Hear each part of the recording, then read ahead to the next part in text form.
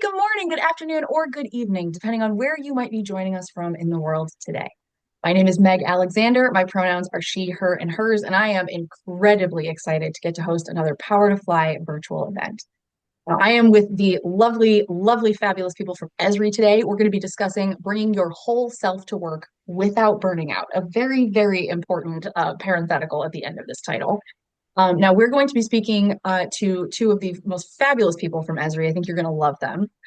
First up, we have Diana Lavery. Now, Diana loves working with data. She has over 15 years' experience as a practitioner of demography, sociology, economics, policy analysis, and GIS. Now, Diana holds a BA in quantitative economics as well as a master's in applied demography. She's a senior GIS engineer on ArcGIS, Living Atlas, which is the World Policy Maps team. Now, Diana enjoys strong coffee and clean data sets, usually simultaneously. Diana, I'm so happy to have you join us on stage today. Is there anything else you'd like our audience members to know about you? I think that's a great introduction. I'm sure we'll get into more specifics later on, but I'm just very happy to have this opportunity. Absolutely. Thank you, Diana. All right. And joining Diana, we have Jessi Echevarria. Now, Jessi is a project manager with Esri Professional Services, where she leads GIS implementation projects through numerous industries, governments, and organizations. Now, Jessi has a degree in biology with a focus on environment, ecosystems, and GIS. She started her career 15 years ago as a GIS and natural resources consultant and has grown through various technical and business consulting roles over the years. Jessi leads by centering trust, authenticity, and psychological safety in her teams, something that is absolutely fabulous. And Jessi believes that supporting the whole person by recognizing that people bring their full lived experiences to work creates more resilient teams and more meaningful results. Jessi, thank you so much for joining us on stage as well. What else would you like our audience members to know about you? Yeah, I think the only thing is I'm more of a tea person than a coffee person, Diana. I have hundreds of types of teas at home. So if you see me with my mug over here, it's this time it's Earl Grey. That's my tea of the day. Lovely. I like a good black tea. Irish breakfast is like kind of my go-to. It's a good But one. also a dirty chai will just it like just warms everything in my heart. So I'm on both teams here. Okay, I'm really excited to get us started on today's subject. Many people hear the phrase bring your whole self to work, right? And it can feel kind of abstract, or if you are maybe boomer age or older, a little bit woo-woo. I get it. But what does it actually look like for each of you to bring your whole self in your day-to-day roles? See, Jessi, would you like to start us? Yeah, absolutely. One of the first things I always like to say when I think of my whole self, that doesn't mean 100% of your energy. And that's when you mentioned, that caveat at the end of not burning out, bringing your whole self and how you're expressing yourself in the moment, I think is the important part of that. Bring your whole self to work is that if I'm only at 60% for the day, that's all I have to give, then I am giving my whole self. I have a toddler, so if daycare drop off went smoothly, there was no screaming and crying, everything went well, then I am at 100%. I got into work and I can get going and I can really build off of having a lot more energy in the day. And that's honoring where I'm coming from and saying, yeah, I did do that first thing in the morning. Maybe I got up a couple hours before my colleagues, but I had a fresh start and it was great. And then there are days where it's not so great. And then I do quieter data entry type work that day, where I'll do my revenue planning, which I don't have to really interact with other colleagues. I don't have to talk and be peppy and happy all the time. I can just focus on a task that will take me all day and I'm still productive and I'm still honoring that I can get my job done, but I'm not burning myself out by interacting with 10 different people and really throwing energy around that I don't have to give that day. Yeah, I think this is a really, really important one. I don't have children, but I have nephews and nieces that I help run to school or take care of. And y'all, when morning drop off doesn't go well, it sets the Oh yeah. tone for the day. Yeah. It doesn't matter how much Yeah. mindset activity you try and do after that. It sets a tone. Yeah. Yeah. Diana, do you feel the same about this? Oh yeah. No, I have a kid too, and we were at one school and we did bus. I walked her down to the bus stop, and it was nice because I got fresh air and everything, and it was short and sweet. And now we're at another school, and it's car line. It's morning chaos, and just it's yeah, it really does set the tone. It does, Yeah, yeah. I But agree. But yeah, it's very smart what Jessi was saying in terms of like having tasks that you can do when you are more reserved, you don't want to be overstimulated or interacted yeah, with others, and then tasks where if you do have bad energy, you can, you know, uh, match your energy essentially is a great idea. I do something very similar. yeah. Jesse, I really appreciate what you called out about like if you have 60% of the tank today, that's what you have. And Yeah. I come from a very similar background where it's like you give everything. Like you do 100%, you do your best no matter what, you do your best. And it took a very long time and multiple mental health diagnoses to get me to really internalize that like doing your best does not mean constantly burning out. Mhm. That's not your best. And you're borrowing from the end of your not necessarily the end of your life, but you're borrowing, you're robbing Peter to pay Paul kind of thing. Like it's going to come back to you. It just feels like it won't. So yeah, I think that's really a good call out. Okay.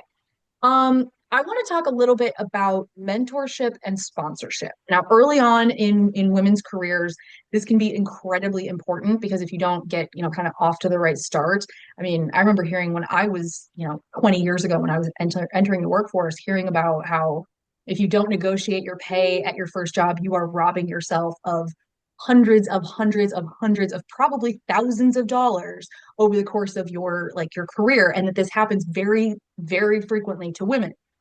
How do you think that leaders can be more intentional about providing mentorship and sponsorship to women, especially as they just start their careers? Diana, do you want to start us? Yeah, thank you. I think mentorship is really important for those early career individuals. Um, However, I think it can't stop there though, because um, as people grow and become more, mid-career or senior, um, I've heard it said, and I see this in my own experience too, that sometimes women have the potential to actually be over mentored, but yet under sponsored. And then the sponsorship is what's happening behind those closed doors in those senior meetings. It's when people are talking about you, not necessarily to you, like a mentor would talk to you, with you, all that. The sponsor is really that kind of senior manager or someone who's advocating for you, either for the great projects or the opportunities to represent the company at a new conference or something like that. You want to be the sponsoree is something that I think is it's a tricky one because you don't have full control at that point when it's something that is happening at a meeting that you're not there. Um, and it really speaks to who is going to advocate for you. So something that I think in terms of how leaders can be a little bit more intentional is um, thinking through, okay, who is getting mentored, but then also who am I advocating for in those meetings?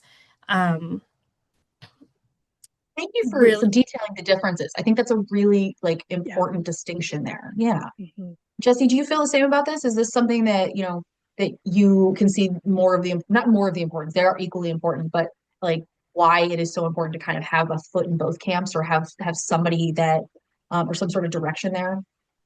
Yeah, absolutely. I lean a lot heavier on mentoring because one of the things I really like to focus on is giving people space to share their current experience, what they're currently living through, because you can be at any stage in an interaction, in a project, in any type of interaction with a group of people or with a single person.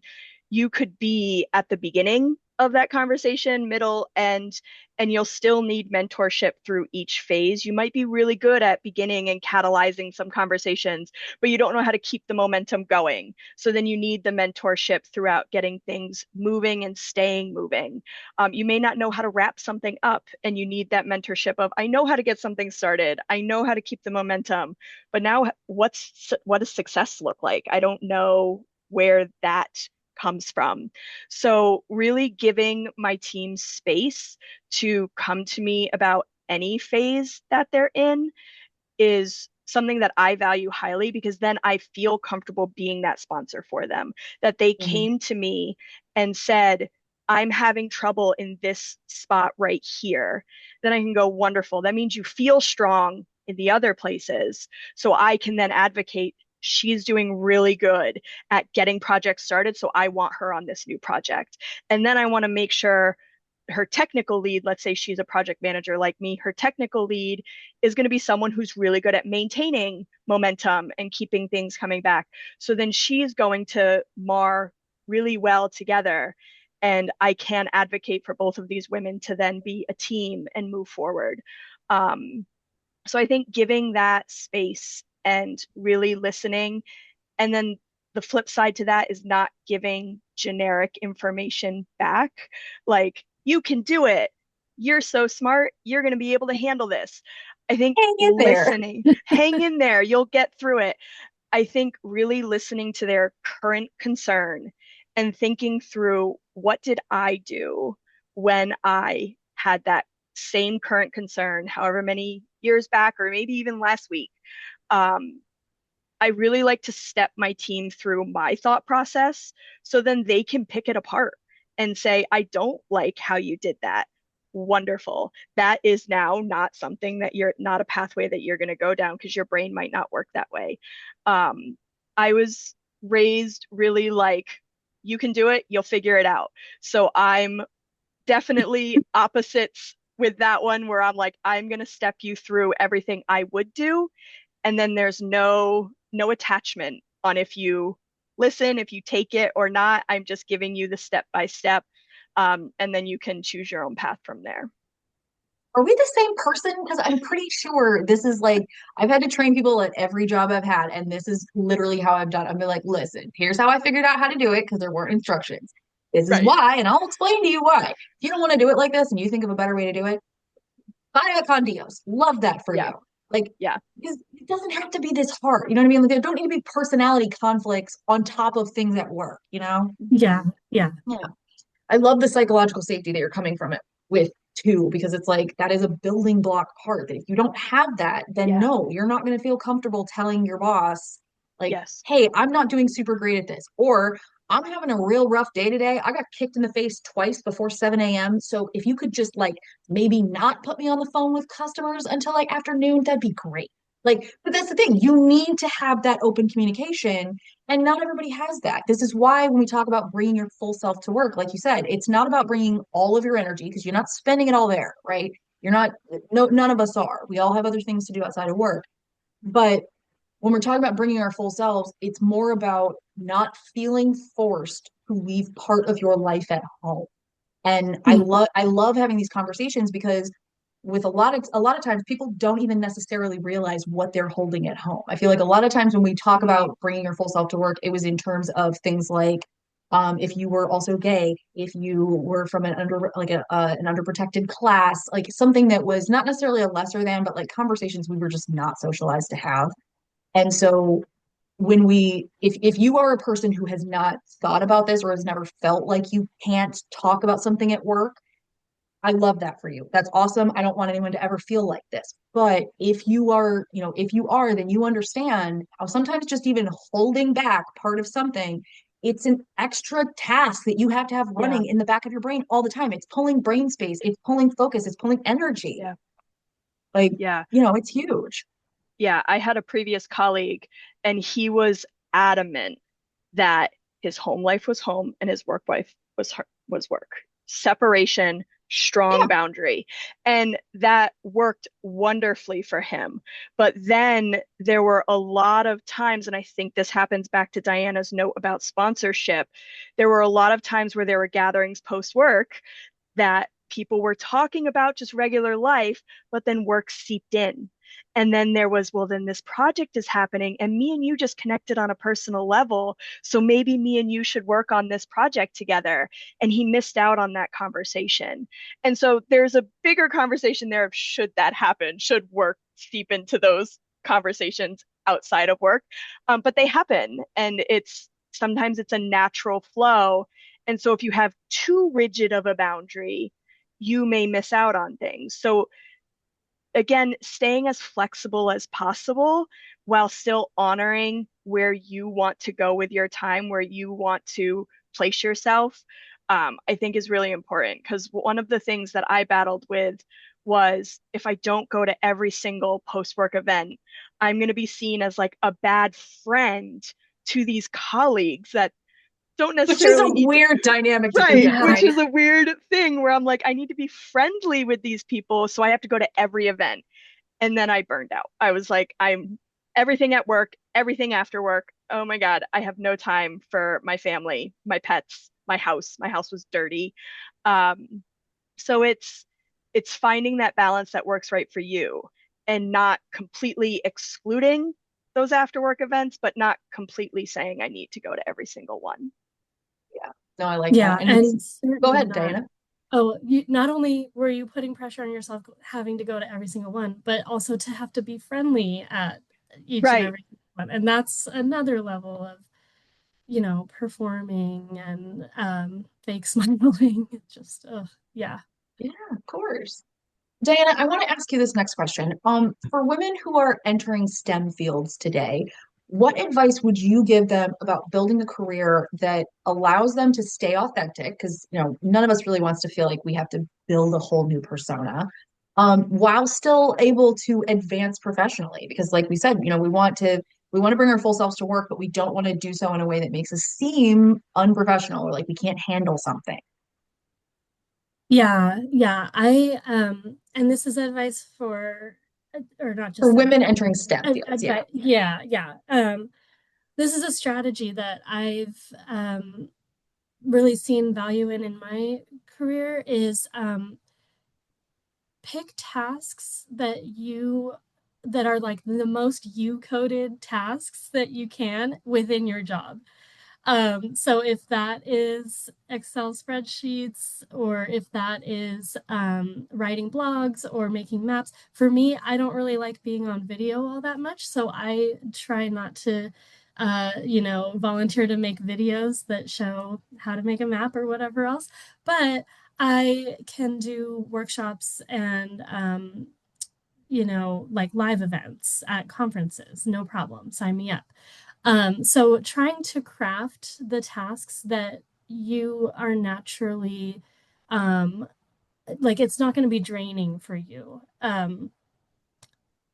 That really, really has helped me over the years. And it's not automatic. I mean, when you're just starting out, you don't have that much choice in the tasks that you have. But over the years, seeing what you can add to your job, what you can delegate, or what you can um, just crafting your job over the years has really, really helped me to a point where I get to write a lot of blogs, I get to do a lot of presentations, and I enjoy both of those things a lot. So if I had to do other things, it would be really, really difficult for me. And I also enjoy making maps and, engineering whole processes for updating those maps. That's my jam. That's great. Oh, I But love it. yeah, yeah. So think about job crafting. And then if that's really, really not a possibility, then at what point do you look at, switching roles, switching teams within your organization, or even switching organizations? Yeah. I mean, this is really good advice. And I'm thinking back, so like I'm turning 40 this year, so I'm like a bit long in the tooth for millennials. But I so turned 40 this year. aren't I you know. excited? Oh, I swear I was more excited to turn 40 than I was to turn 21. Not kidding. I'm so excited. But like I I feel like I graduated into the recession. It was awful. I went to law school. I got out of law school. I worked a bunch of different random jobs. I'm sure I'm not alone in this. But for Yeah. a long, long time, it was any port in a storm. And it was, I don't know how to do that, but I am teachable. So if you show me once, I will get it. I will make sure that this is something we can do. And I feel like for a lot of women, it is still the case where it's like, oh, I should be grateful just to be here, or I had to work so hard to get here. And so everything has been hard. And yeah, I'd love it if it were easy, but everything's always sort of hard. So I guess this is fine and I can do this. And yeah, that's good. The job's going to drain me, but I need a job and this is what they've got. So this is what we'll do. And Mhm. it's a really privileged version of pull yourself up by your bootstraps nonsense, but it is a really good reminder that like just because you can do something and you've had to do it in certain roles doesn't mean that you should have to do it going forward. And there is nothing wrong with kind of keeping track of that in your own head of like, hey, I don't really like this. This isn't my Yeah. jam. Let's find what my jam is. I think that's great. Yeah. All right. Yeah. Yeah, and I I want to get think, oh, more. Oh, go go ahead, ahead. please. Yeah, I was gonna go off of the catering and crafting to yourself. It's also remaining curious about yourself with new technology coming out with there's always a new note-taking app. There's Mhm. always a new planner or, you know, how to like there's DevOps, which is how you organize a project. There's so many new technologies out there about efficiency and productivity. And there may be the exact type of software that works better for you than, Microsoft OneNote, or there's now Loop with Teams where you can have it starting taking notes for you that you can share with others.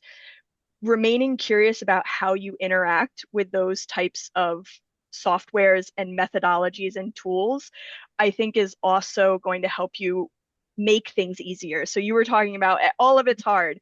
So really allowing technology to help you and make it a little bit easier. Like I don't know where my notepad is, but I still handwrite a lot of my notes because that's how I retain things is actually physically writing it out. And I've really started jumping on the OneNote train of I'm still going to write it out because I still need to have that hand movement, but then I'm going to bring them into OneNote. And then that's going to be like a reiterative process of like, okay, now I need to type these notes out. So that's going to help me remember. So really staying curious about how you learn. And then that will help go back to Diana's point of finding the tasks that work for you. Once you figure out how you learn, you go, oh, so now I know that these types of tasks line up with how I learn. And that's how you can match and have, Diana, you said it really well. Not, it wasn't that it wasn't burdensome on you, but you said something that I was like, yes, that Like it wasn't it's draining, but yeah. wasn't draining on No. you. Yeah, that was Yeah. I I really liked that to avoid what's draining on you, because then you have colleagues around you to support you in the tasks that aren't draining on them. Hmm. Yeah. Well, and realizing what will help recharge you as well. So like, yeah, Right. it's non-negotiable. We got to send you to this conference. You're gonna have to talk to a bunch of people. It's madness. However, you're gonna do that for 3 days. After that, we got nothing planned for you. So like, let's go back and like, we'll put you in on map making or whatever is the thing that you need to kind of recharge yourself. Because like, there are absolutely times we have to empty the tank. Like the virtual job fair is a long day. It's one of my favorite things, absolutely favorite. But after that, my husband knows not to talk to me for a solid 2 hours. I want Hmm. food and I want either video games or drag queen shows. That's all I want. So, like, I love but that's the thing. that. Now we know this is what recharges me. Whereas maybe 10 years ago, 15 years ago, I would have been like, I'm exhausted. You wanted to go to the bar? Okay, let's go. We're gonna go talk to people. All right, fine. Oh, we've got breakfast with your mom on Saturday. All right, cool. And like it might be Tuesday before I realize how burnt out I actually am. And it's not for Yeah. anybody's fault. It just now you Yeah. know better. Oh my Okay, gosh. we have And oh go so, ahead, please. sorry.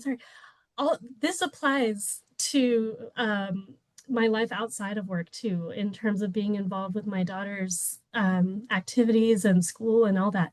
Like it takes me no thought at all to make a slideshow with pictures synced to music. It takes me no thought at all to like do spreadsheets. So I have been treasurer. I have been like the slideshow go-to person for um, her dance group and stuff. But if you are like, oh, would you like to set up the chairs for the next assembly? I mean, some parents might love that. Or would you like to, do all these other things that are just going to be harder for me, like Yeah. either because they're during the school day or because they involve a lot of talking to other parents or something like, so Ew. even within your, and I loved what you were saying too. It's like, no, this is what recharges me, video games. This is what I need, and all these other things I will do later, or minimize them if that's really what is going to help you. And so it's like there are so many ways to be involved as a parent Oh with yeah. school and other activities too. Like again, job craft or volunteer craft, whatever you want to call it. Do the thing that is going to either be easy or even better would be even like recharging, Yeah, absolutely. Okay, we only have 5 minutes left. I want to make sure that we kind of bring things back around to Esri. I love getting to work with the Esri people, so this is like my jam entirely. I want to know how Esri supports you in bringing your whole self to work. We've talked, kind of intermittently a couple of examples here and there, but I want to really highlight this. Diana, for you, what has Esri done that's really allowed you to be you at work?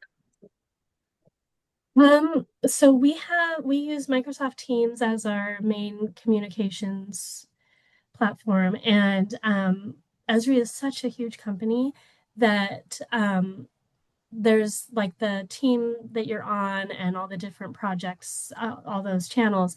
But then we also have channels that are just, um, I don't want to say just because that's where some of my best connections at work have taken place. We have channels that you wouldn't think are all that necessary. So there's one called, Vegetarians and Vegans and Aspiring. There's one called And aspiring. I know. There's one called like um theater fans, like Powerfly musical has a theater pets one. fans. Yeah, and then I'm sure there's pet ones out there. I'm sure there's all kinds of other ones out there that I don't even know about. But it's just posting like, "Hey, I have extra tickets to this show on the theater one." Or, "Hey, did you know about this new restaurant that has this really great vegan dish?" And I have made some really great connections on those teams channels, in addition to obviously the project-based ones and the day-to-day ones as well. And because Esri has so many offices, so many people working all around the world, it's been a nice way to meet new colleagues that I wouldn't have otherwise. So that's one way. Another way is that my team has a really, I think, good way of communicating appointments. We just say, hey, I have an appointment, period, next Friday or whenever, I don't need to go into, oh, yeah, I'm taking my daughter for allergy testing and blah, blah, blah. Mm-mm. Like, stop. Oh, Just, I have an appointment, Yeah. period. Yeah. And everyone can do that. There's no need to explain yourself. Um, love that. yeah, it is Yeah. so, so nice. Yeah. Which That's my sounds silly, experience too. Yeah. like it sounds silly until you've ever been asked, well, what do you have to go Oh do? God, Hmm. no. And they Ugh, should Yeah. be asking you I that. exist outside this office. Yeah, yeah. Yeah. That's where I was coming from. Um, on my side, my calendar is my savior here. It is like Mhm. I can mark things private. I've never Oh, been asked. I've never been asked about it. Like, where are you? What are you doing? And I build in travel time like to and from the appointment. I've never been asked of like, why is this appointment so long on your calendar? I'm an East Coast resource. I'm here in Massachusetts, and headquarters is in Redlands, California. So I even have it blocked from a certain time in the afternoon on, so people won't make a meeting with me after like at 8 p.m. my time, because Yeah. that's like 4 p.m. or 5 p.m. their time. They're like, oh, I could squeeze in like right before I leave. And I'm like, that's bedtime for my Yeah. toddler. I can't take that call. So I make decisions on if someone says, can you stay a little later?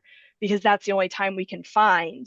But then I'm able to make that decision. They see that it's blocked and they're like, oh, it says East Coast Resource on your calendar. So I know this is after your 5 p.m. cutoff, but we have 10 people and you're the only one that can't make the meeting. I can be like, Mm. yes, let me connect with my husband to make sure he can have the toddler. And I can Mhm. like come back and take that singular meeting. But my calendar allows for it to not happen automatically, for people to just drop it onto my calendar and I don't have any say. I can agree or disagree on accepting those meetings. Yeah. I love it. I think that's awesome. All right, we are out of time. I could talk about this for, oh my God, hours longer. But Jessi and Diana, thank you both so much for taking time out of your day to be here with us, for being so open about what your experiences have been like. We really, really appreciate it. So thank you to you both, as well as to the Esri team for lending you to us for the morning. But we really, Yeah. really appreciate it. Thank you. It was an honor. Thanks Thank so much. you. This was great. Of course.